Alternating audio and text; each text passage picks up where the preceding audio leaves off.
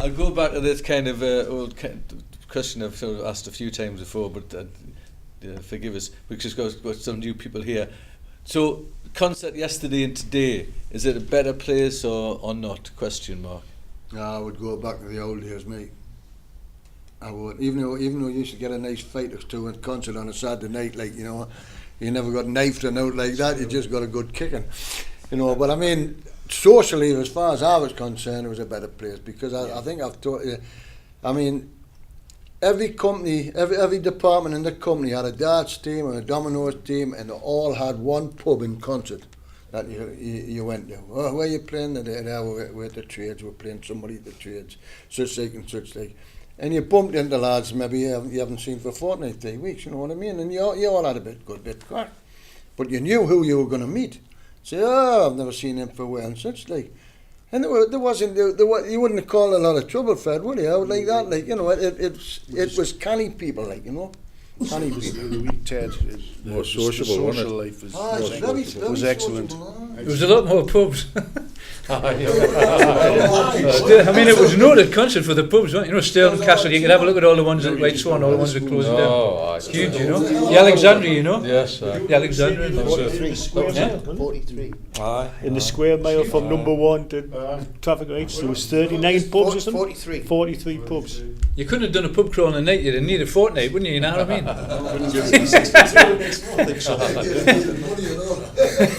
Well, I mean, them days, I mean, you're talking about cheap beer compared to what it is now. To me now, it's just not on now what you're paying for beer. But them days, I mean, you used to go to Hutchie's once upon a time when I was about 15, 16 year old and pay 11 pence old money for a pint. But when you look at that, Ted, you look at the salary you were making then, and you look at the comparison what people are making now. There's not that much difference in the prices that you were paying. Actually, it's relatively cheaper, like food is, compared to your salary. But there again, I thought the camaraderie was a hell of a lot better than what it is now. Like. Because you can go places now you don't know anybody, man. You do not know anybody. Ted, I said this last week.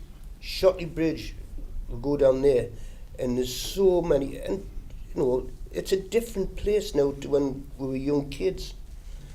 You go down there and you can go to the club, you still see some people in the club, you still see people in the Crown Crossroads, but there's a lot of people who you go down and you just don't know who they are. Because it's expanded. There's a lot of housing development coming into the area, there's some people moving in, which proves that Concert and the surrounding area is a nice environment to come and live in. The entertainment years back, Joe, was you learned to swim in the river. I mean, that wasn't even built up. Concert baths wasn't even built. I represented St Mary's School when they put the first sod out for the baths. Mm-hmm. We built all the steelwork in the con shop. But I learned to swim along with I did. That's why you should never go to the baths now, Fred. Look up, you'll see the cracks in the weld.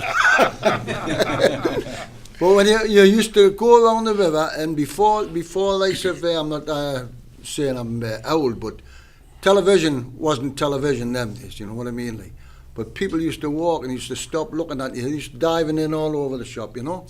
Mind you, that was when I was 14 or 15, not when I was 18 or 19. It's a big difference. But that's where you learn to swim around there in the river. Well, during the school holidays, you used to camp along the river. You used to stop down there. And you were safe. Yeah, well, it wasn't. It was a clothes horse and a mat. Oh, well, that was it. As long as you got your That was snacks the poor man's No, but that's where you got your entertained from in them days. I used to say, somebody's getting two teams up. Do you want to play for them or do you want to play for us? And either cricket or football out like that.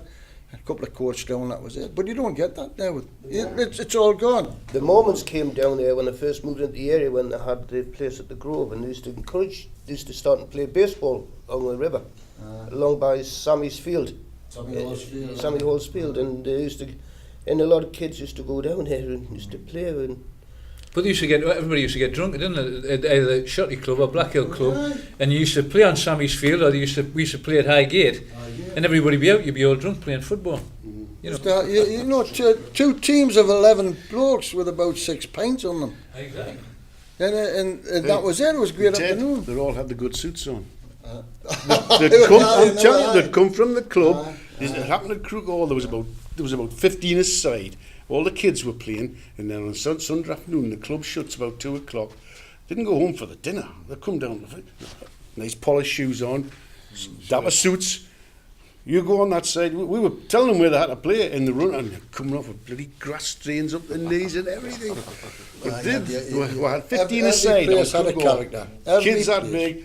Up to the always had a character. Were certain pubs associated with different parts of the plant, or was that the case, or different trades? Or I think if you lived in Black Hill, you'd go to the pubs in Black Hill. I think there's only one place where around here what had something like that was Spen Hornsby's.